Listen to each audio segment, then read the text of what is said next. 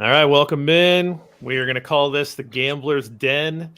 I'm Jeff Berkus, writer, podcaster for Windy City Gridiron, joined by Ross Reed to kick off this show. Ross, you said you were walking the dog in hurricane-like rain. Are you dried off? You ready to go? You ready to make some money? I'm dried off. I'm ready to go. Godspeed to all the people heading out to Soldier Field today. I hope you have a great poncho because you're going to need it.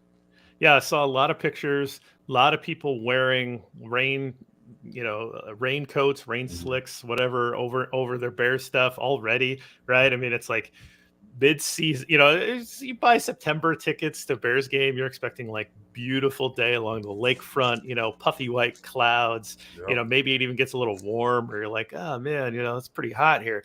Nope, not today. I mean, this is like full into like deep fall weather in Chicago. So unfortunate for those guys that were maybe hoping for a little different, but this is real bear weather, right? It's football, right? We only stop these things if there's a little bit of lightning, right? Otherwise, we press on. All the people that are upset about the potential for the Bears to build a new stadium in Arlington Heights, which sure looks like it's going to happen. This is what you get. This is outdoor football, so hopefully you like it. I think a lot of people that like it are the ones that sit on the couch, right? Which is fine. Nothing wrong with that. I mean, that's the best seat in the house. That's what my grandpa always used to say. Best seat in the house is right here, no line to the bathroom and unlimited drinks. So I can appreciate that as well. So, all right. So the purpose of this show, and thanks for you guys for joining us. It's not a podcast. This is just a live stream. We're doing it on Sunday mornings.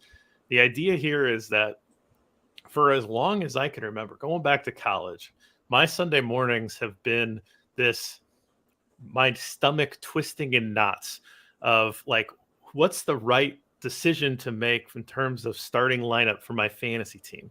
And then in the last few years, as gambling has become more and more prevalent across and legalized in my state and in your state as well, and in the vast majority of the country at this point, online sports gambling is good to go.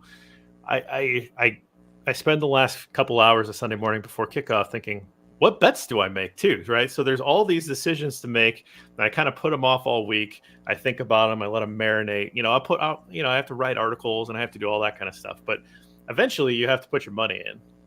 And the idea here is that we all kind of get together and we decide, how are we going to take the money from the sports books and we're going to put it in our pockets? And then how are we going to make sure that we put out the best product for our fake fantasy, football teams and dominate our opponents? So let's all do that together.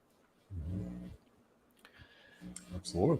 That's all right. So first segment here is that we're going to go through and we're going to just run through our best picks. So if you saw our preseason gambling show where we did our season-long picks, kind of the same idea here with the poker chips.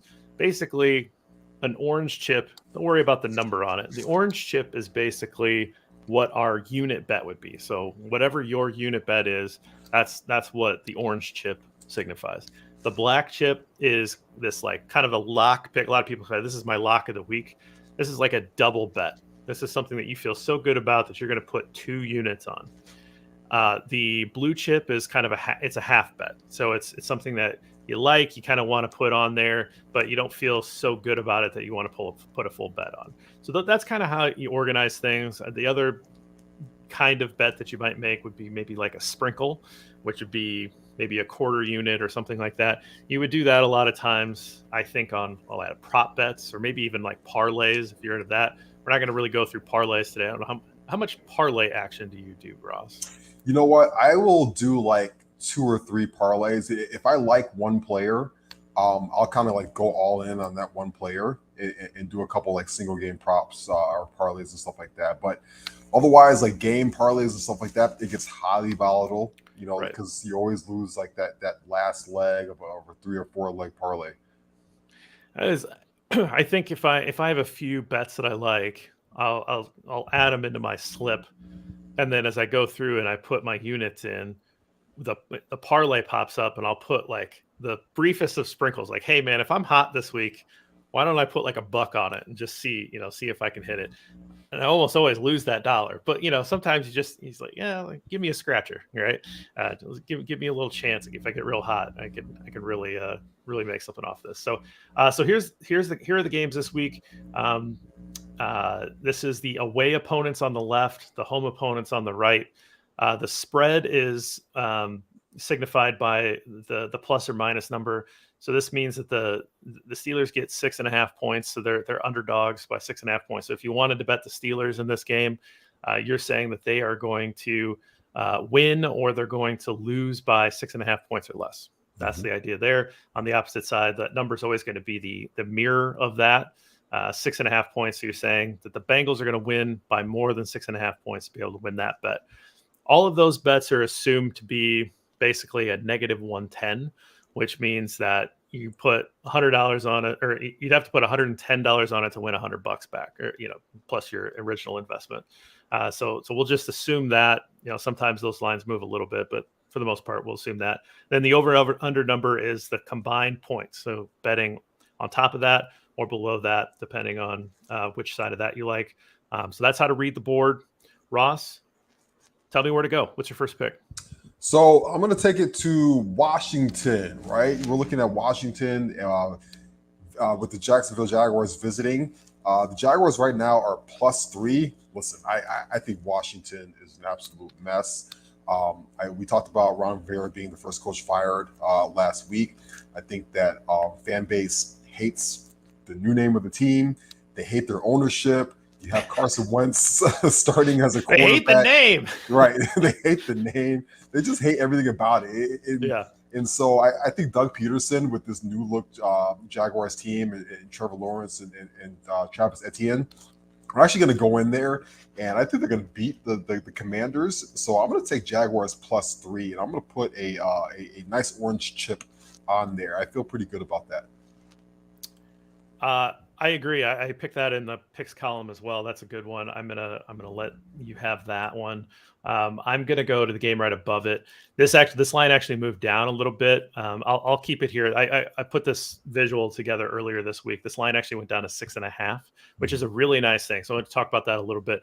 If a lot of games are going to end around that touchdown mark in a game that has mismatched teams a little bit. And then a lot of games are going to end around the field goal mark for teams that are pretty close. So if you can get 2.5 instead of 3, right? Like that really helps you win a lot more of these bets as opposed to pushing them. And so this line actually moved to 6.5. And the Jets are going to start Joe Flacco today. The Jets seem like they're a bit of a mess. They're going to miss Dwayne Brown, right? I mean, what's happening with the Jets? They're not a good football team. Maybe their defense is going to be better. I do think Lamar is primed and ready to go. And here's the other thing that I like about the Ravens. We'll get into this a little bit later. They're a solid football team they're always ready to go. They're not going to be caught unawares in week 1 by the New York Jets, right? Like, so to me, this team has deep playoff aspirations. They are ready to go. So I'm gonna place a solid bet here for the Ravens to easily cover this game in New Jersey. I love that. I love it. What's your next one? I'm up again. All right, let's go to I'm going to that Philadelphia versus the Lions game. I think we talked about this last week, right? Same thing, kind of similar with the Commanders. I'm not buying into the Lions hype right now. I know they're home. This is a home game for them, but I just think the Eagles are one of the 5 best rosters in the NFL right now. I think Jalen Hurts has a lot to prove. And, listen, we talked about parlays and stuff like that. I think A.J. Brown is going to have a humongous game. They're going to force feed him the football. They paid him all that money. They traded for him. And I just don't know who's going to be able to stop him on the Lions. So I'm going to take the Eagles today with the spread -4. And I'm going to put orange chip on there as well.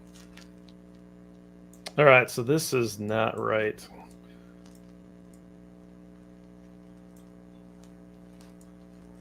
Is that right?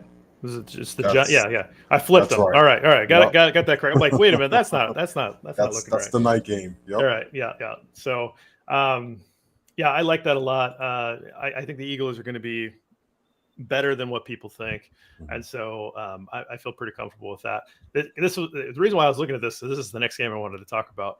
I don't believe in Dallas. I don't think Dallas is going to be a very good team. I think the Brady thing is a little overblown. Yeah. I believe in Tom Brady. They are going to play Chris Godwin tonight?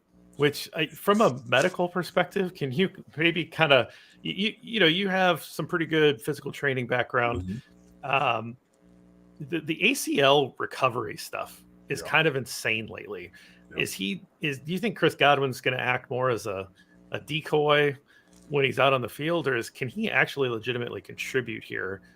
This closely removed from an ACL injury. Yeah, so I would say that yes, he can contribute, but he's probably about 80% of his explosiveness right now. The thing with that is he's not really going to get it back. Like it's going to take the entire year for him to kind of like get those feels back and get it back. We've seen usually when guys recover from like ACL injuries and Achilles injuries and stuff like that, it's the year later, like the 2 years removed from the injury where they were kind of like completely fully back. But I still expect him to go out there and listen. If he's 75%, 80% of Chris Godwin, that's better than nothing. And then you look at the other side, Michael Gallup is not playing tonight, right? Like he had the exact same injury as Chris Godwin, so he's not ready, which shows you how subjective the recovery time is with these injuries. Yeah, absolutely. It's pretty insane that he's back this quick, but it's starting to become more of a common occurrence. So, where are you going next? I'm going to, whew, you know what? Let's go to Miami. And listen, the Dolphins -3. We talked about last week, right? But with the Patriots kind of maybe taking a step back this season, I'm not a big believer in what Bill Belichick is doing. Matt Patricia is calling the plays with Joe Judge there. And it's going to be hot today. It's going to be humid. If you play the Dolphins early in the season, I know the Patriots have been there for like 10 days now, whatever it is that Bill Belichick has had them there. It's still, you can't replicate that kind of game and the humidity and the heat and stuff like that. So I do think that the Dolphins are going to come out pretty quickly today. They're going to get the football out of Tua's hands really, really quickly. They're going to get into the playmakers' hands. I like the Dolphins a lot today, -3. I'm going to take them. I probably a blue chip on this one, just because I do, get leery about divisional underdogs traveling. But with the weather, with the heat, I do think the Dolphins can win this one by a little bit more than 3. I like that. I think that there's another bet coming up here that we'll talk about here in a minute about the Patriots that I'm pretty confident on. So that makes a lot of sense there. This line here moved. This is a pick'em game now. The Browns at the Panthers. As much as I love the idea of a Baker Mayfield, like, I don't know, revenge game or whatever, I don't really believe in the Panthers much this year. And I know that the Cleveland Browns are waiting for, their newly acquired quarterback to play football. But I put money on this at 2.5. It's a pick'em game. I would still feel good about taking the even line there with the Browns. I just think that they're a better football team, even with a backup quarterback playing for the first part of the year. And honestly, I just take the better roster early in the year. That's kind of my, if you think their rosters are so much better, it's kind of the same thing with the Eagles, right? The Eagles have a much better roster top to bottom. Trust that talent is going to show out in September before all the schematic stuff starts to figure itself out, level its stuff out. All right. Well, we need a shootout somewhere in the NFL today, right? We need some points on the board. Hopefully we'll get in one of these games. I'm looking at that Steelers-Bengals game at 44.5. Okay. And I feel like that's a little bit low for two offenses that could get a little explosive, right? They can get a little bit frisky. Both teams have awesome wide receivers. Both teams have good running games. And I'm going to take the over on that game today. Again, divisional game, could get a little wacky. You could see a Mitch Trubisky 3 or 4 touchdown game. Everybody's going bonkers, and Joe Burrow is kind of going against him tit for tat. So I'm going to take the over on 44.5 with the Steelers and Bengals today, and I'm going to put a blue chip on it. Like it. Yeah, I like the unders a lot today. Most of my over/under bets are under. I'll throw that out here today too with the Bears. I'm going to put a couple blue chips on here. I'm going to put a blue chip on the under in this game. Obviously, it's raining. The over under number has gone down since the middle of the week. It's now, I think, at 40 or 40 and a half. And so you see it trending that way. But I'm also going to take the Bears at +7. Again, that number is probably coming down. I think it's +6.5. Let's say I already took that line, so I feel like I can proudly keep it here in the show.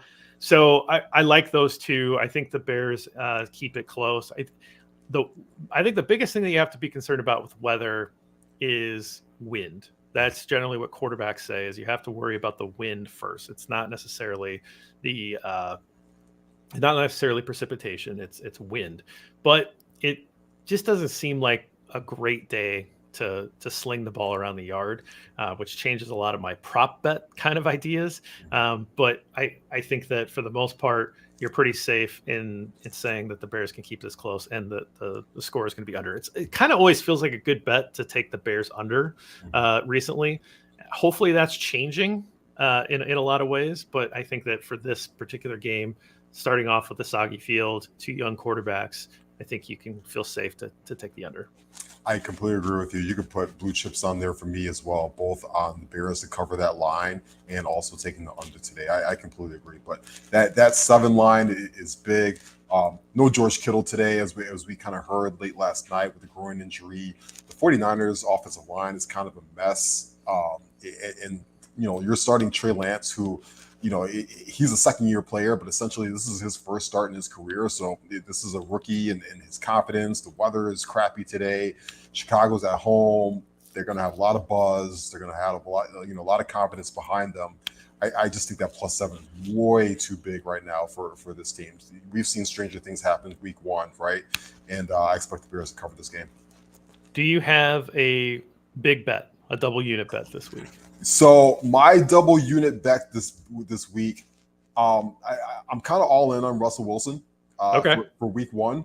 I just think that, how could you plan a better game than him going back to Seattle for his first game of the season? This guy has been locked in in Denver for the months that he's been there. He's been fired up. He was like faking high fives yesterday in practice and coordinating. He is just, I feel like he's just going to go crazy. So I think that -6 line with that Denver team, that's my big bet of the week. I'm going all in on Russell Wilson and the Broncos to make a statement and say, I'm still a top level quarterback. I'm still very good. I've got Cortland Sutton. I got these weapons around me now. And I think Pete Carroll is probably got 1 foot out the door-ish with that situation. It's probably time for a new regime change, and I think Russell Wilson is gonna help send him there a little early. I love it. I think my big bet of the week would have been Buffalo, because I felt like they were going to be able to cover that. As much as in our pregame show, I talked about how I thought that could be a Super Bowl matchup and blah, blah, blah. And now I feel really stupid for taking the Rams as my pick because you took the Bills. But hey, that's fine. That's fine. No, not a big deal. I think for week 1, this is going to actually maybe be crazy, and this might be my bias showing through on how much I hate the team up north, but I'm going to put my big bet on the Vikings today. They're at home. Their defense is going to be better. They've got a new coordinator or a new head coach that is going to emphasize offense a lot more. Kirk Cousins is not a guy that can win you a Super Bowl, but he's a guy that can, sling the ball around. You have, I think, the best receiver in the league, Justin Jefferson. You've got a really good back. They're going to be able to move the ball on the Packers. On the other side of it, Aaron Rodgers is just going to come in and be fine with all of these new wide receivers and no Allen Lazard today, who was going to be their number 1. And is David Bakhtiari playing? I don't think he is, right? So I don't understand it. Give me the Vikings at home +1.5. I don't get it. I don't get it. I understand it's Aaron Rodgers, but give me a break. I'm putting my big bet here on the Vikings. I completely agree with you. I like it. All right, let's move on. So this year we're working with Prize Picks. If you watch the 10-minute drill with me and Robert, we had a segment on specifically the Bears games. What Ross and I are going to do throughout the year, we're going to go through and we're going to pick 5. So the cool thing about Prize Picks, I like the interface is really nice. So just kind of putting that out there. There's a couple sites out there. I think they do a really nice job. It's very easy, very intuitive. There is a ton of prop bets, like so many that I was like, holy moly, like this, there's so much to choose from. So I'm going through here and I'm trying to figure out the 5 prop bets I like most. Ross is going to do the same, and we're gonna talk about them, and we're gonna go over under. We're going to pick the over under, which is the green and red arrows here. So if it's a green arrow, we're saying that they're going to go over that number. If it's a red arrow, it's below it. You can do prop bets as little as two prop bets and make that a bet. You can go as many as 5, and you can also have an option where you say flex. So you're allowed to get one wrong. Obviously, the payout changes if you do that. But so they have a lot of ways to kind of craft a prop parlay. So I like it. It's pretty cool. There are partners this year. If you head to PrizePicks and you're interested in trying it out, put the promo code BEARS in. That just helps us. And you get 100% deposit match, which helps you. So that's kind of the exchange there. So I'm going to cheat, and I'm going to take the free square, which all of you should as well.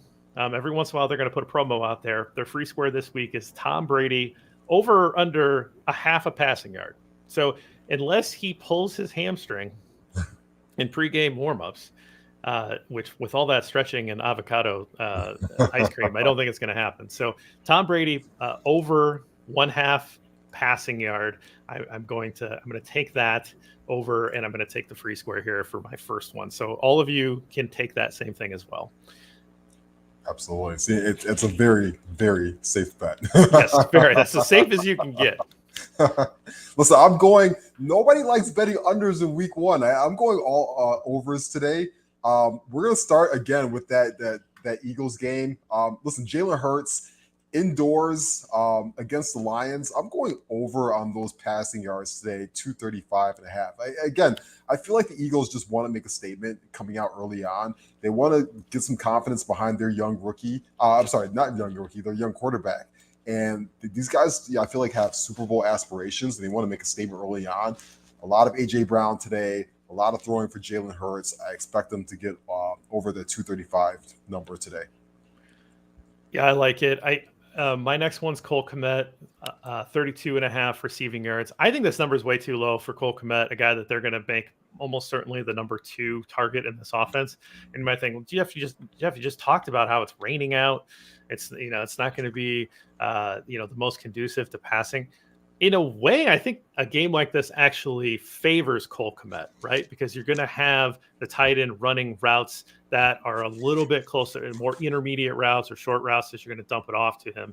So a little bit more of the safer passing. You might not air it out quite as much as you would maybe want to in a good weather game with Justin Fields. So in a way, I think it actually favors Cole Kmet today anyway, but 32.5 just seems way too low for me. I think they're still judging Cole Kmet off of last year's numbers or whatever this is. Even then, I kind of feel like it's not maybe enough for him. I just don't know who's going to take targets away from Cole Kmet in this offense. So I have over 32.5 receiving yards for Cole Kmet.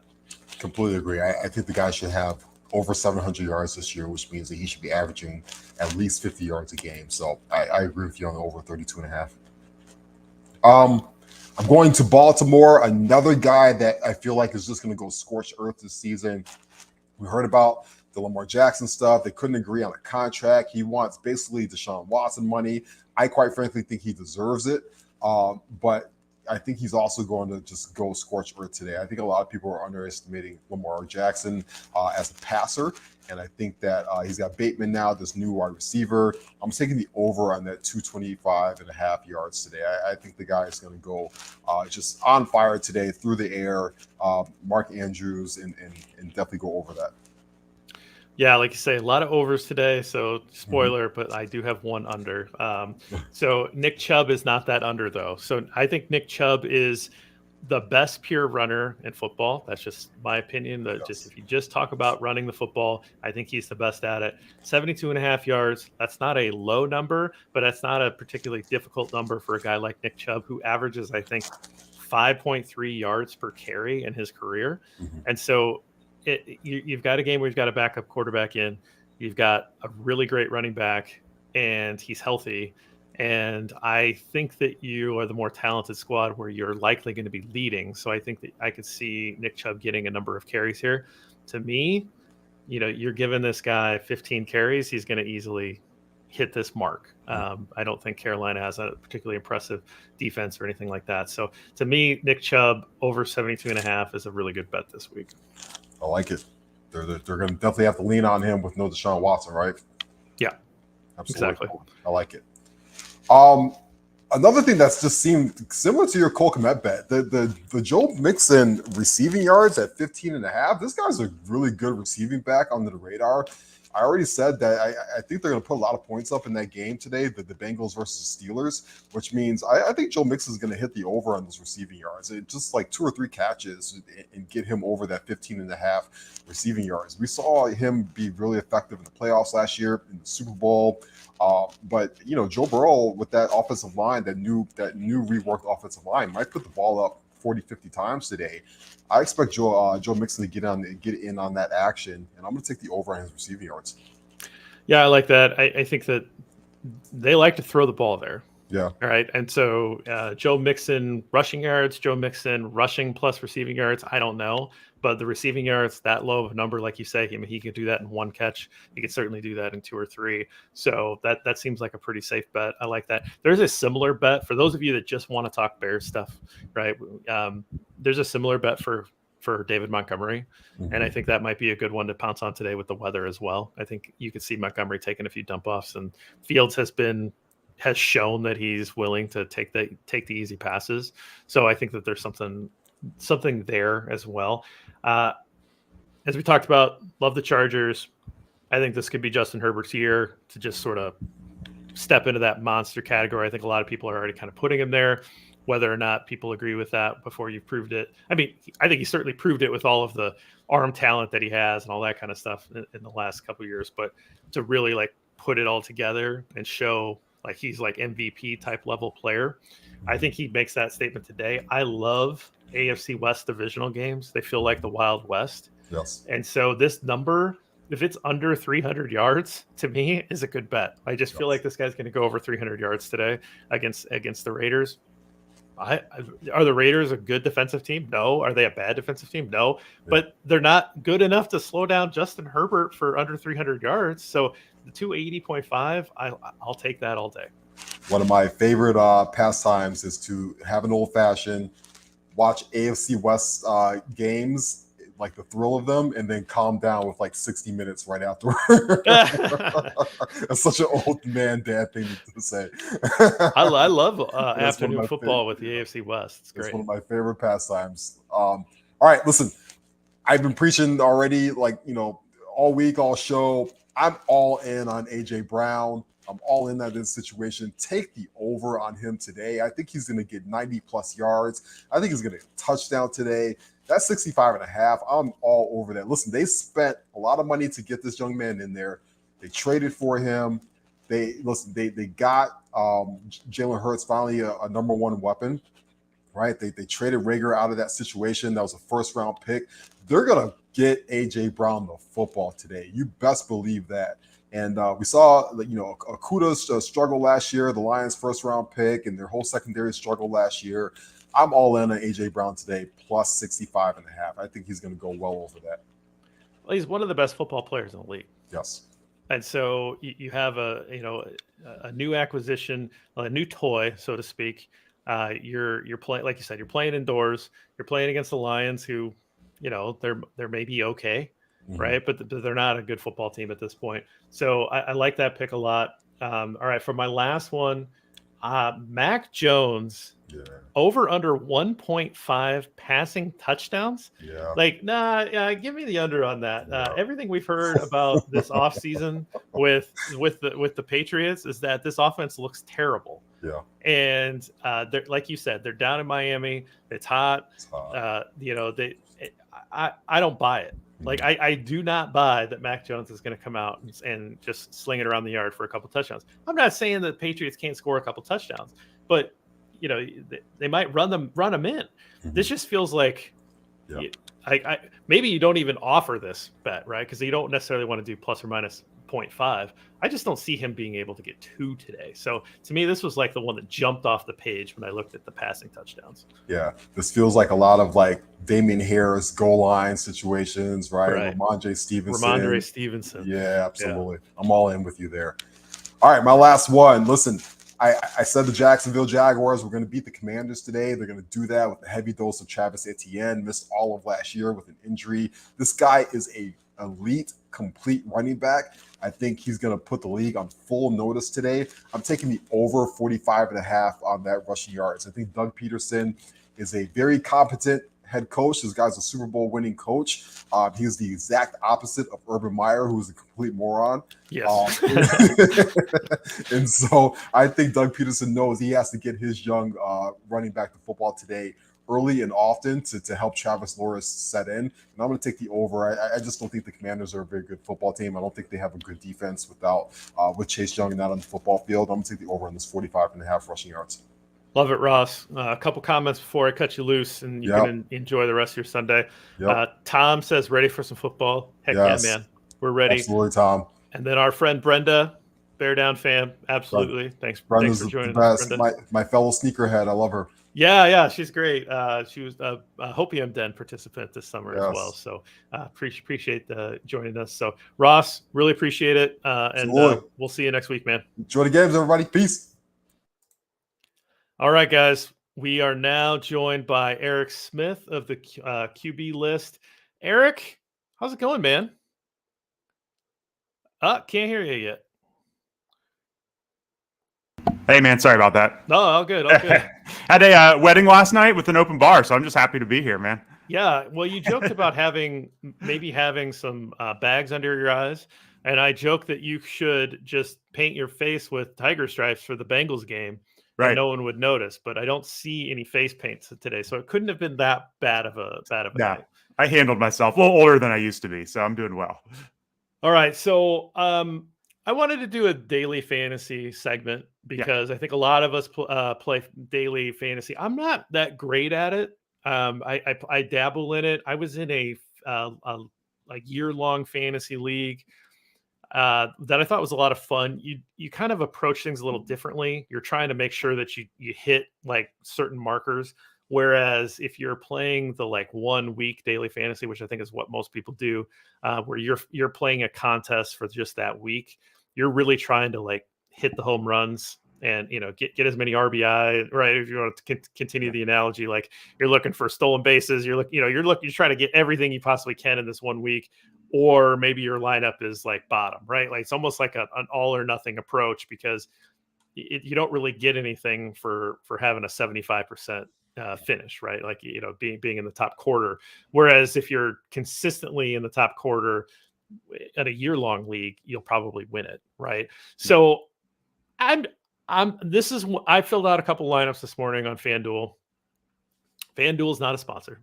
But did a couple of on FanDuel. We can try other ones if people are interested in those. But I just kind of went through the machinations of how I would try to think about this, and just kind of wanted to give you a view of what that might look like and see which option you like. So let me run through the first one here. So I took Justin Herbert as kind of my hero quarterback, and then I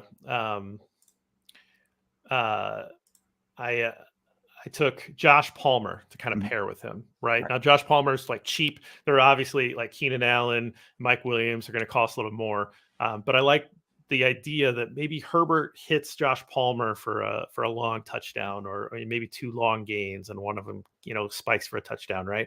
So that was my idea with kind of my start.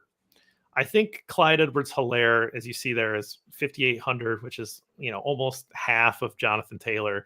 Just seemed like a good value to me because I think he's going to get more involved this year. That offensive line has improved. I'm not sure what the reconstituted Kansas City offense looks like. And then, of course, I took Jonathan Taylor as kind of my hero running back, right? Yeah. So those are my 2 stars, Herbert and Taylor. Terry McLaurin, to me, that was just good value. To me, he's a great route runner. He's going to be a guy that's going to be available and open against the Jaguars defense, who wasn't a very good defense last year. Darnell Mooney, I'm maybe feeling a little less awesome about that right now with the weather, but I still think Mooney's the number one in that in that offense. The Niners secondary wasn't great last year, and they're missing at least one piece of that secondary. Pat Freiermuth, I took on both teams because I think he's the best value at tight end. I'm not really quite sure how to approach tight end. I took the Commanders defense against the Jags just because we'll see what that reconstituted lineup looks like with Jacksonville. Right. And then Alvin Kamara was my sort of leftover. I always do the flex laughs, like try to save as much money and then hit the flex last. Kamara against Atlanta's not so good defense.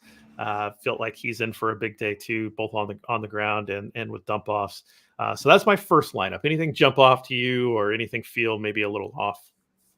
No, it looks great. It's a big difference if you're playing for like a big overall prize or if you're playing with like 12 of your friends. So that is something to keep in mind.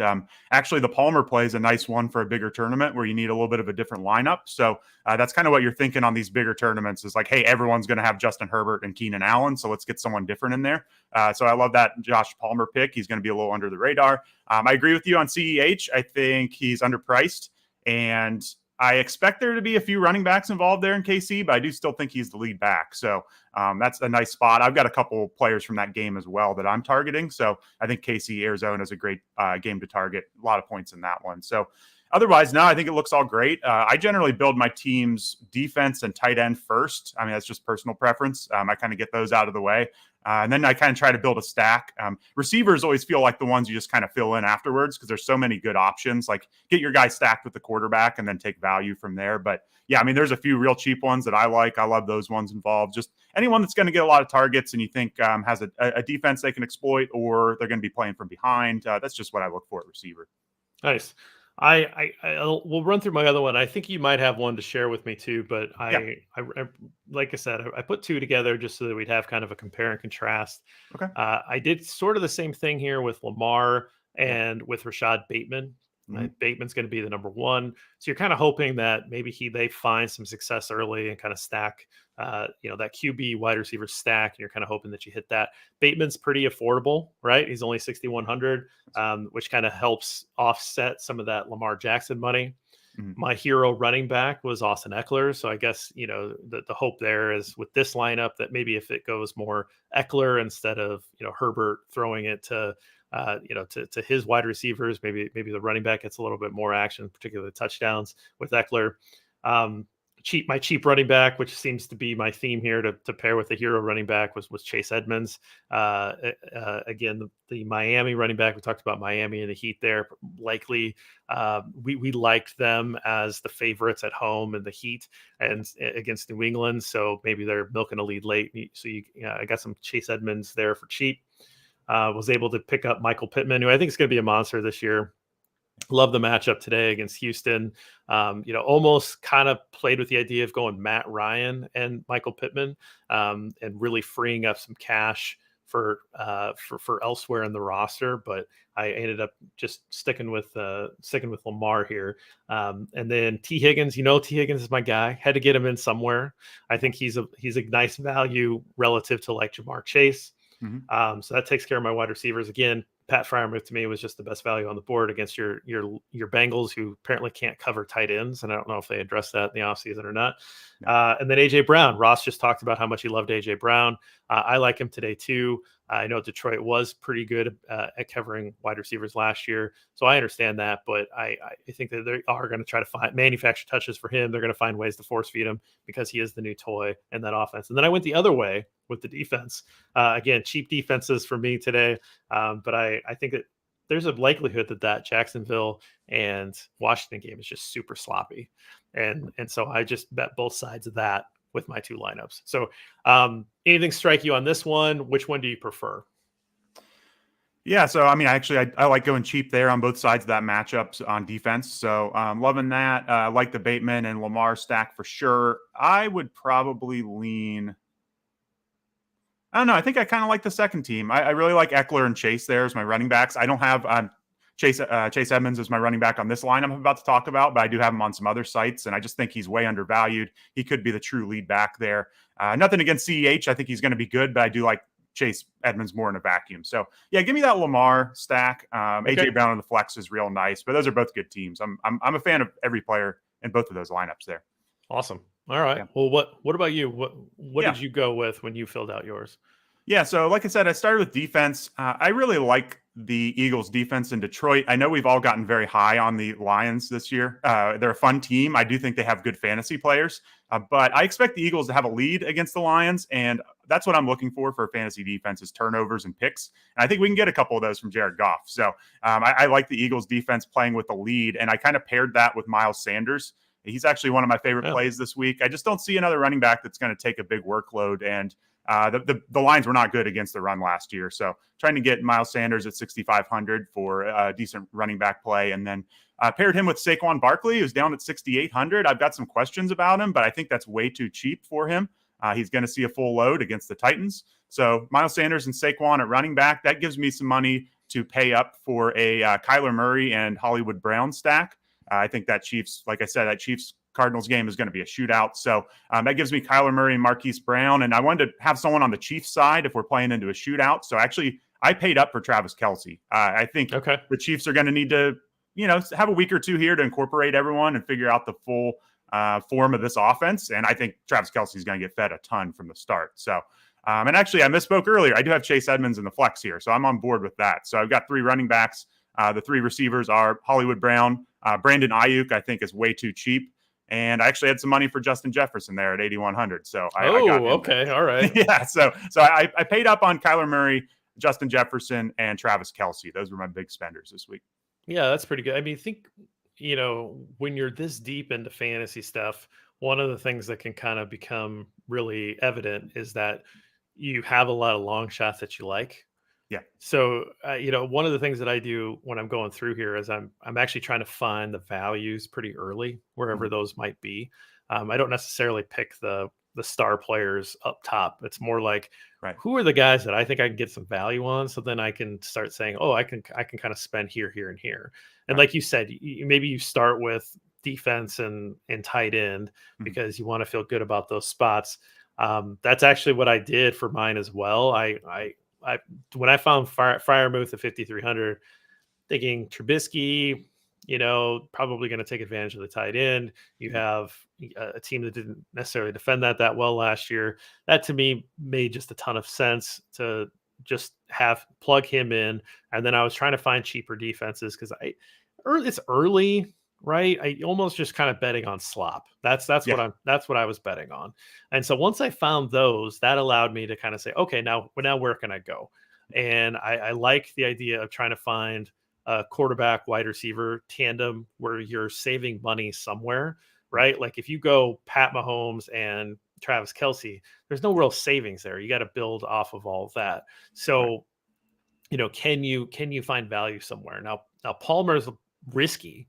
Whereas, Bateman's less risky because you think he's going to be maybe he's the number 2 to Andrews, but he's at least likely the number 1 wide receiver option. And that was a pretty cheap investment relative to like a top line wide receiver. Like he's the cheapest wide receiver that I have in that lineup. So that's kind of what I look for. And then from there, you just sort of take the guys that you like, either matchup wise or just guys that you think are kind of bulletproof, guys that you think could have a great day and try to fit it in. Both of these I think are either exact, or I think the right one might have $100 left in it. Like they're very close to the top. Almost always try to spend all of your money. Sometimes you can just go back in and say, can I improve this spot by the $200 I have left? And generally you can find a guy that you feel a little bit better about. Yeah, for sure. I will say if you're ever playing like those Sunday night matchups where it's only one game, I don't know if you ever play those.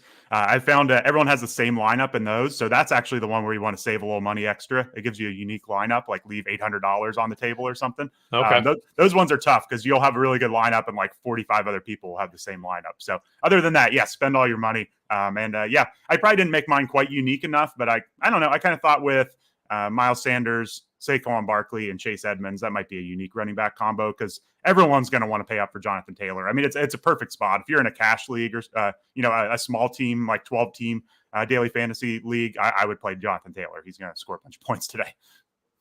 Yeah, it's like you said, there's a lot of strategies out there. I'm not great at this. Is not the strength of my fantasy experience. I enjoy it, but it's something that I'm still learning about, and I'm still trying to get better. So hit us up and let us know what you guys like. We're going to move on to our survivor pool. So I put together this little visual for us. So let's talk about this. This is going to be me and you. We're going to talk about survivor throughout the whole year. So we're not going to stop talking about survivor if we get knocked out, because we're going to still give our picks. Yep. So what I think we should do is we should make a little bet between the two of us. Okay. We can put just a friendly bet, or we can put, bottle of bourbon on it, or whatever you're into, and just sort of make it, kind of interesting. The idea with Survivor, if you've never played, which I think this is the most fun, like random game that you can just join, not put any, you could put it for money, but you could just make it fun. You just join a free league. And I just think it's fun. You think about things in a different way. The idea with Survivor is that you can only pick a team once. You only pick one team a week, but you can only pick a team once. And then you can't pick that team for the rest of the year. If they win, you survive. And if they lose, you either are out or you get a strike. Some leagues are 3 strikes, you're out. I kind of like that just because it keeps you in for longer. But there's strategy, because, you don't maybe take the best team all the time. You're looking for, can I get away with taking a team that's that I feel good about, even if they're a middling team or even a bad team, because they're playing somebody who's, that they're likely to beat, or you take a chance. Yeah. So I have the board set up here. I have 2 picks in week 17 and 2 picks in week 18, just to make it interesting. If we, play it out at the end, you see a lot of leagues will do something like that. The only thing I'll say is that, because I think we're both going in the same direction, the only thing I'll say is, do you want to make it interesting where we can't pick the same team every week? Or is it okay? Maybe that's not a big deal. I think they're close enough. We can do that. That might, although we might just one of us will get eliminated quicker that way, but it's okay. Well, we're not eliminating. We're going to play the whole year. Yeah, we'll mix it up. Okay. Yeah. Okay. Yeah. So, all right. So let's do this. This is good radio here. I'm gonna do a random number generator from 1 to 10. Okay. I'm gonna hit the button. Okay. So hitting the button, and you tell me. I'll show the screen. You tell me odd or even. Even. All right. So it is odd. So I get the first pick this week, and then next week you'll get the first pick, and we'll just go from there. Okay. So I am going to take the Baltimore Ravens today. So for me, Baltimore is always going to be prepared. Yeah. I don't know what their record is on opening week, but this is not a team that comes out of the gate sloppy and doesn't have things figured out. They have a lot of continuity from year to year. That's why they're always really good in the preseason. They have a real deep rosters, but they always play pretty prepared football. John Harbaugh just has that ability to really coach the whole roster. It's that whole, he was the special teams coach. Yeah. And so for me, I think there's low risk in taking the Ravens early, because you have that confidence in the continuity from year to year, and he's going to come out and play solid, have his team ready to go. So to me, this is a good choice from just the team perspective. Plus, they get an easy draw. They're going to New Jersey. In general, you'd love it if it was a home team, but they're going to New Jersey to play the Jets. The Jets are playing Joe Flacco. They've got some injuries already. They haven't proven that they're that good of a football team. Ravens look like they're a team that can go deep in the playoffs. To me, this is a safe bet for week 1, because there's a lot of volatility in week 1. There's a lot of things we're going to learn about. We learned a heck of a lot about the Rams the other night. Matthew Stafford sure doesn't look very good. That elbow does not look quite right. Cam Akers looked like he was stuck in neutral, right? That sure was an upset. So, we don't know a lot of things yet, but to me, this is how you bet week 1 is you try to go with safety. Totally agree. This was my pick before as well. One big thing for me, I do look for home teams, like you said, but I also try to avoid divisional matchups if I can, because I mean, I know you know it from the Bears division. Like those teams, they just always hate each other. They know each other well. You never know what happens in these divisional games. I'm probably going to have to end up picking one. But yeah, Ravens-Jets was my first pick because you get Flacco against Lamar Jackson. So it's like, okay, that sounds like a worst case a field goal win to me. So give me the Ravens. But on board with that.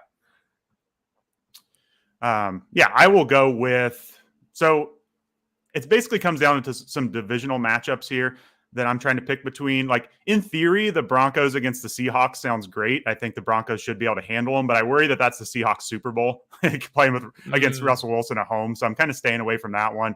So I'm going to go Colts at Texans. I think the Texans are a little friskier than the line shows of 8.5 for Indianapolis. But at the end of the day, the Colts have a really good defense. They can lean on Jonathan Taylor. I think it fits them, even if it's kind of an ugly game, to just pound the ball on the ground and take out the Texans. So, again, I don't like picking these divisional games on the road too, but I think it's a mismatch. We should be able to get out of there with a field goal win at the least. Yeah, I mean, it's the biggest spread of the week, so you can look at it that way. That's a pretty easy way to go. I think that the line started at 8.5, and so if you're just going by lines, it's a pretty safe bet. Yeah, I think Houston could be a little bit more competitive than people give them credit for. I think the Colts they've been sort of just like handed the division in a lot of ways. People are just like, yeah, they're going to win the division, which I kind of agree because I just don't think the Titans are going to be that good this year. But I agree. This feels like the second best option on the table. The only thing that you can say is that they do have some flux, right? So you're not exactly sure what to expect with this team. So it's maybe the second best pick, and because we chose to play it this way, to give you guys to ensure that you guys are going to hear two options from us every week. That's just how it is. So we're going to take Baltimore. We're going to take the old Baltimore Colts. Now Indianapolis Colts. So and I will say, like, definitely make sure you change your strategy depending on the type of survivor pool you're in. Like, again, it's kind of like DFS. If you're in a league just with 12 of your buddies, just pick the locks early on because like half the league's going to get eliminated right away. There is some strategy if you're in one of those pools for money that there's like thousands of people in to try to mix it up, go off the board a little bit, save some teams for later. So I'm kind of taking this like you're just kind of in a league with your buddies here. Just take the wins. I mean, I've been eliminated week 1 in these before, so it's a lot harder than it seems. So just take the safe plays early on. Yeah. Again, we're not going to eliminate each other. We're going to play this a little different. We got some bet. We'll discuss what that bet's going to look like, but that's what we got going on here. So that's my prepared visuals for the week. I wanted to just kind of have a talk, and for those of you that are listening, if you have any questions, start-sit questions, trade questions, you want to talk about sleepers that you want to grab on the roster, you got an hour before things start. Put them in the comments, let us know, and we'll talk about them. But that's what I want to spend the rest of the time with is, like, let's talk about the fantasy landscape, because I'm a little rocked from this terrible Cam Akers start. Okay. So we talked about it for the year. I kept Cam Akers as my keeper. Yeah. So I thought this gave me this great advantage. I took Devin Singletary later, like a good value, I thought. And then I backed him up with Cook, who saw like 2 carries and one carry, lost the fumble, right? Yeah. So he got dropped from me because I was like, I'm panicking already. I picked up the guy that got shot because he was dropped earlier. And so now it looks like he might come back. So maybe we can talk about Robinson for the Commanders here in a bit. Right. I have Darrell Henderson, who looks like the lead back for now, but I'm scared of that backfield right now. Yeah. So I'm kind of, let's start with the fallout of the Cam Akers thing. Let's talk about that a little bit and how and why that's important to understand injuries early on that we don't always know until we see these guys in game action. Yeah, I'm glad you brought that up because they were kind of on the broadcast for the game. They were kind of like, oh, it turned into a bit of a blowout. It wasn't this exciting. And for fantasy purposes, man, there was so much to talk about from that game. It was a wild game. You got Gabe Davis scoring touchdowns and the whole backfield situation. So, yeah, I'm happy to talk about this one. So, The Cam Akers thing, it's kind of, I do think we still need to take a longer season view on him. I would not go out and drop Cam Akers. I still think he's got hope. The odd part for me is that last year, coming off that Achilles injury, they were riding him in the playoffs. Like he was the lead back. They had Darrell Henderson for part of it. Like, I don't know what changed between now and then where he's in the doghouse. It seems like he's done something that has upset Sean McVay. I don't know if it's been his work ethic or his focus or what. It doesn't seem like it's injury related. So I think we just need to see. I mean, Darrell Henderson played a ton. If you drafted him late, which I was on all my teams, it's awesome. He was basically the RB1 for them, but it's not like he set the world on fire last week. Right. So I do think Akers still has a chance. Maybe they're just trying to send him a message. Week 2, he's back in there. They also play the Falcons next week. So I think this is going to look a lot different than it did against the Bills. So I'm kind of chalking it up to weird week 1, Super Bowl hangover, tough defense they're playing.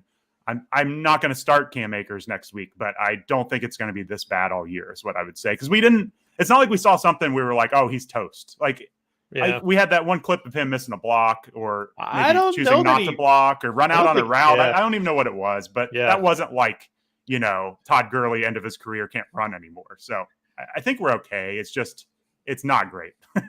Yeah, he got stuck behind the line of scrimmage there on a couple of carries, and I think he had 3 carries at 0 yards, right? So it's tough that he couldn't get anything going, but he also didn't have opportunities. I think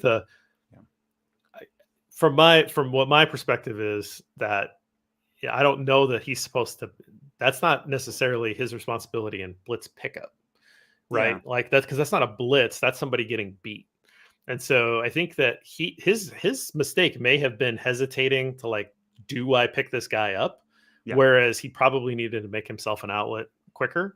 Yeah. And so maybe that was the mistake. Maybe that's not how it looks. I mean, I never played running back, but protection schemes in general, it's not like he missed an assignment, right? Where it was like, this is my guy. His offensive lineman got beat. And I think that he's supposed to basically make himself available as an outlet a little quicker. So that may have been a mistake, but it wasn't necessarily the one that people were panning him for. Anyway. Yeah. Either need to get out on a route or do something. He didn't do anything, like my coach would have said something like, buy a ticket if you're going to watch, right? That's kind of what it felt like, do something. If you're going to make a mistake, make it aggressively, right? Like, so if you're not supposed to pick that guy up, but you've already kind of taken a half step towards him, well, just finish the block, and just be like, well, I just figured I would take this guy out. You know what I mean? For sure. But that was a pretty interesting, moment. But yeah. One last thing about their backfield, though. Kyron Williams was maybe a factor in this backfield. He's a rookie. I never bought into him a whole lot, but he's got a high ankle sprain. He's going to be out a while. It's just Akers and Darrell Henderson. It's those two guys. Yeah, and Henderson gets hurt a lot. I mean, maybe they go out and trade or sign for someone mid-season, but they're going to need Akers. So I just can't imagine they just put him, put him on the bench all season. So he'll be back. They'll be scoring points against worse defenses. So it might be a time to send out a real cheap trade offer in your league if someone else is panicking. So don't panic yet, Jeff. Hang on. I'm not. I got both guys. Like, well, you can panic. Just keep them. Well, yeah. For me, it's more like, hold 2 roster spots. Yeah. Put it aside and maybe start a guy like Singletary, who looked like Let's talk about the Bills side of this. It looked like Singletary really was. People want to bench. I think fantasy community in a lot of ways wants to bench Devin Singletary. Yeah, and I don't think that the Bills feel that way. At least their actions on Thursday night made me believe that the Bills feel pretty good about Devin Singletary and feel pretty good about using him. The other 2 backs behind him, I think Moss will still get run, but Moss lost the fumble and Cook lost the fumble. Yeah. So at least early on, Devin Singletary seems like the safe bet in this Bills offense. Yeah, he does. I started to he grew on me as the offseason went on just because his price in drafts was so cheap. It was interesting to see them use Moss. I wonder what happens if James Cook doesn't come in and fumble on his first carry. Like, is it a 3-man committee? And James Cook only saw 3 snaps and he fumbled. Zach Moss saw 22 and he fumbled. Devin Singletary saw 34 snaps. So he's the clear lead back in that offense right now. Looks great. I don't think I would. James Cook can probably be on your waiver wire in some leagues, depending on how deep it is. I still would keep an eye on him, though. We've seen running backs fumble their first carry. I think Kareem Hunt did it famously, and then he had a fine season. So we just need him to regain the trust of the coach. But I don't know. I'm a little skeptical on Zach Moss. Maybe this role keeps up all year, but he's struggled with injuries in the past. The 6 targets were certainly nice from Thursday night. So if that keeps up, he's going to be usable. But I don't know. I don't know if I'm ready to go out there and start Zach Moss quite yet. So yeah, it's Devin Singletary for me. The rest are probably just kind of bench stashes to see what happens, because I thought Singletary looked good. And they really relied on him down the stretch last year. He played a ton of snaps. So if that keeps up, this is too good an offense not to play him. Yeah, my roster situation, I have to talk about just my fantasy team, but, if it's relatable, it was a Thursday night game. I had Singletary and Cook, Cam Akers, and Darrell Henderson. Mm-hmm. So if something happened to one of those guys in that Thursday night game and they were on my bench, I could still drop them and pick up somebody else. So at least that's the way that my league works, right? The rosters aren't locked when they play. If you don't play them, you can drop them if they're on your bench. And so I kind of thought, well, if something happens to one of these guys, then I could move them. So I didn't have a defense until Thursday night, because I was just trying to figure out if I could play off of that. The Cook thing, he might come back and be a factor, but it's a redraft league.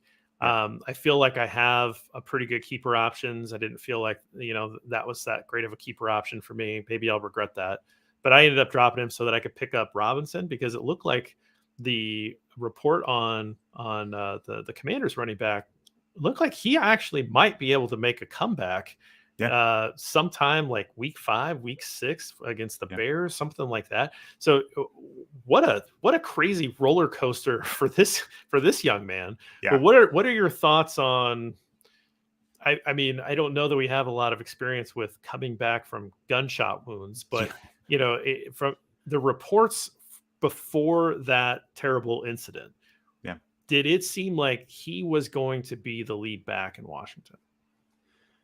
Yeah, it seemed like worst case, he was going to mix in with Gibson on the early down rolls and maybe even be like a goal line back.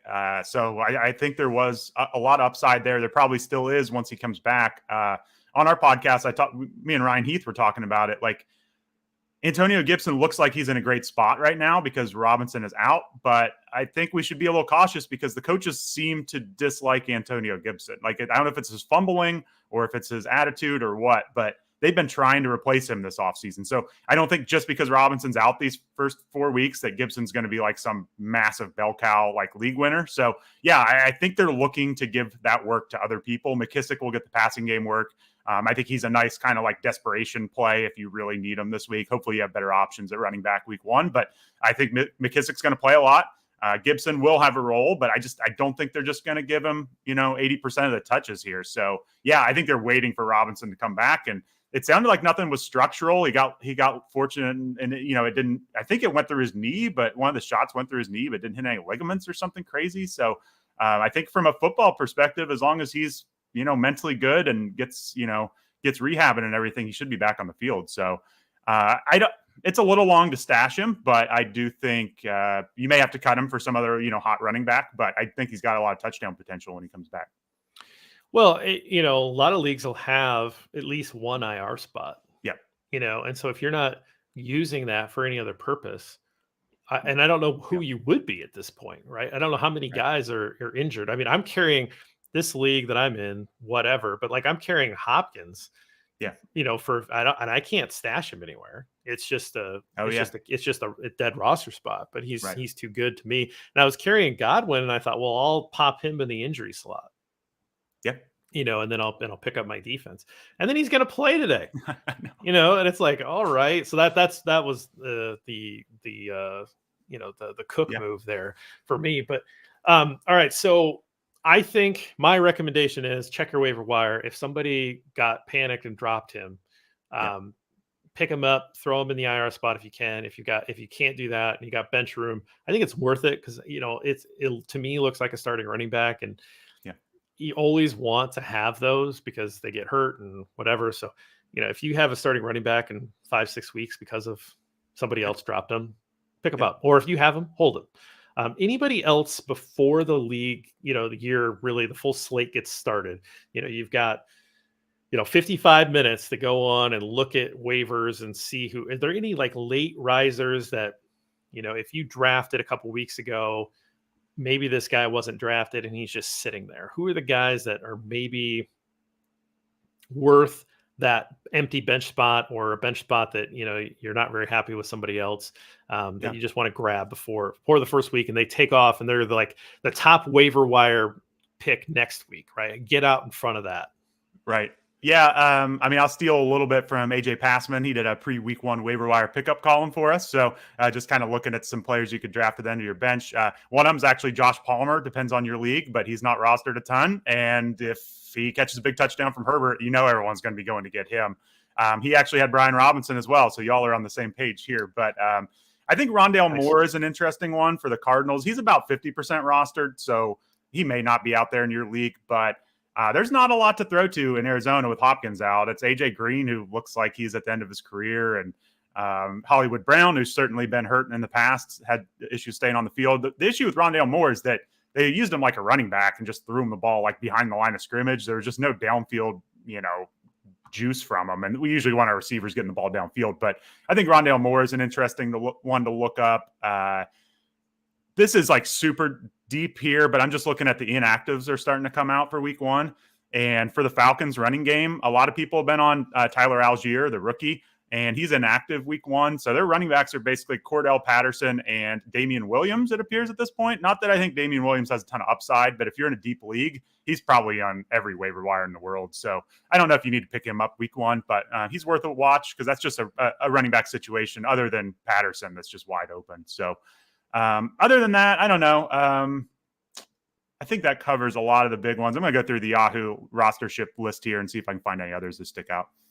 It's funny with the Atlanta situation. It's one of those where it's not a good offense, or we don't think it's going to be a very good offense. So, you're not necessarily excited to run out there, but man, Cordell Patterson, what a crazy career. I mean, he's a 1st-round draft pick as a wide receiver. He's a great returner, right? Yeah. And then he can't really figure it out in terms of that 1st-round pedigree at the wide receiver spot. So, all these coaches look at him though, and they're like, oh, I can fix him.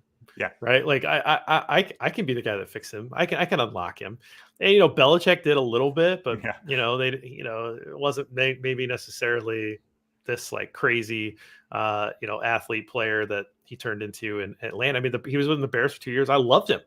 Mm-hmm. Like, and when they let him walk, I was like, why? He's great.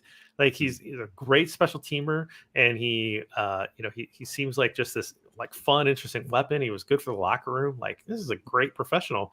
Yeah. They let him go, and then Atlanta turned it up to 11 with him. And all of a sudden, like, he's like this real legitimate. And I watched it for 2 years, and I'm like, I'm not going to pick him up in fantasy. Yeah. Like, no, like I've seen this guy. I saw him in Minnesota. Yeah. Right. I saw him in Chicago. Like, he's fun. He's a better real life football player than he is a fake football player. I'm not going to pick him up. Yeah. And I was like, oh crap. Yeah. He's a 30-year-old running back. I'm generally not going to bet on, but that's insane. Yeah. And actually a couple other players that coming to mind. I think all the rookie wide receivers are interesting. Just to if you Olave. Olave would be one. I mean, Treylon Burks is even under 50% in Yahoo leagues right now. We also have Sky Moore at about 38% rostered. And then also Jahan Dotson in Washington. I feel like he's been pretty much ignored, but he's like a starter for them. He's going to be on the field this week, so you'll get to see right off the bat if he's good. So I think a lot of these rookie receivers, if your last guy in your bench is just kind of meh, and you're like, I don't need him this week. I think I'm probably going to drop him anyway. Get one of these rookie receivers, just hope they explode week 1. Yeah, if you were one of those insane people that took like 2 tight ends, maybe you drop that second tight end. And well, that's one. I've got Zach Ertz in a league, and I've had to pick up a second tight end because his injury situation, I think he's going to play, but I don't really want to play Ertz on limited snaps. So I picked up Gerald Everett. So unfortunately, I have 2 tight ends in my league that's not what I mean. Those people that'll they're like, well, I need a backup at tight end. It's like, you really don't. But yeah, Gerald Everett's another one. He's sitting on waivers in almost all leagues, and if he has a connection with Justin Herbert, like everyone's going to pick him up next week. Yeah, I think Olave is. We loved him coming out, and I think that passing game in New Orleans, he's at least interesting enough to pick him up. The Burke situation, like, I know he didn't have a very good camp. That's my I'm stashing him as a keeper in my league. I really like him to fill into that role. I think he's probably more of a dynasty player, but see how quick he ramps up and is involved in that offense. And, he could prove to be valuable in a redraft league too. So I think that's a good one. I think the Dotson thing is that, he's not going to overtake Mclaren in that offense. And so the question is like, how much volume is that offense with Wentz there? And can he support a second wide receiver? That's really the question. But, again, if you're just talking about into your roster and you're trying to stash, you're trying to get out in front of something, that's all this is. Yeah. And I like that. That part's really fun for me is if you look at your bench and you say, you know what, I don't really like this guy. I've got an open spot, or maybe somebody got clicked to injured and you can move them on IR. So use that to your advantage. Use the IR slot and then go just pick somebody up. Even if you're not going to start them, it's just a bet to see if this guy pops, or back up your running, but whatever it is, right? Just like give yourself some insurance or pick up a long shot play that might turn into something. That stuff's always fun. And you're right. I didn't read it this week, but I have in the past read that article on QB List. Mm-hmm. Always valuable for some insight of like, hey, this guy might pop and he might be sitting on your wire. He wasn't a big waiver wire threat, a popular pickup this week, but maybe look at that now. That's always a good article. You guys' start sit article is really in depth and involved. If you want to get into specific games, every game has its own breakout. They talk about where you should think about guys in terms of, this is an RB2 stardom kind of player that can give you a good idea in prepping your lineups. And of course, the lists are always great. I think the lists on QB Lists are great for trading purposes as well. Mm-hmm. So if you can kind of get an idea of like these players are in a similar range, that can help you build a case for trying to build out a trade. If you're trying to, even out your roster, you're trying to trade surplus talent at wide receiver to try to pick up a running back to somebody who has like 5 running backs, right? Like you can try to find a good path in that respect to see how both teams improve. So that's how I use the QB List. Anything else that's popping on your site before we let you get out of here and prep for the games? Oh, man. Ryan Heath developed this really cool sit-start tool for us. It basically takes a player's projections. You can compare 2 players, and it kind of gives like a range of outcomes. So it tries to factor in like the boom-bust player versus the safer player. So it's a graph. It overlays the 2 players, and you can kind of see the boom-bust versus the safe player, where they intersect, kind of like, how many points you're looking for, which one's the better bet for the big points, which one's the better bet for the safe points. So that's at the top of our site. It's the sit-start tool. I did want to mention Ian Rappaport apparently said that the Ravens signed Kenyon Drake to be the starter. I don't know if that's true or not, but Kenyon Drake may be someone you can pick up out there, and he could overtake Mike Davis while J.K. Dobbins is coming back. So just wanted to throw that one in there. But no, otherwise we got the sit-start article on the website. Lots of great stuff. Check it out. We'll have what we saw up Monday morning, recapping all these games from fantasy perspective. So we're in full season mode right now. So it's good to be here, man. It's been a long off season. I agree. I appreciate you joining us. I'm looking forward to this season as we work through this stuff. Again, for those of you that are watching, anytime you have questions on Sunday mornings, you're trying to figure this out, bets, your survivor pick, your trading, your sit starts, anything that has to do with betting or football, let us know and we'll talk about it. We're trying to build this community out to help everybody feel better about participating in this stuff, and hopefully we win some money and some virtual trophies. Is there anything better than that little virtual trophy that hangs up in your profile? I'm not sure, unless you get actual physical trophies with like a home league. Those are great too. Which I have one of those sitting on a bookshelf over there that I've kept for a couple of years. That my wife is cheering against me. Oh no, it's because she wants it gone, but I would like to continue to keep it. But that's the kind of stuff we're looking to do. Appreciate everybody joining us. We'll be here next week, same time.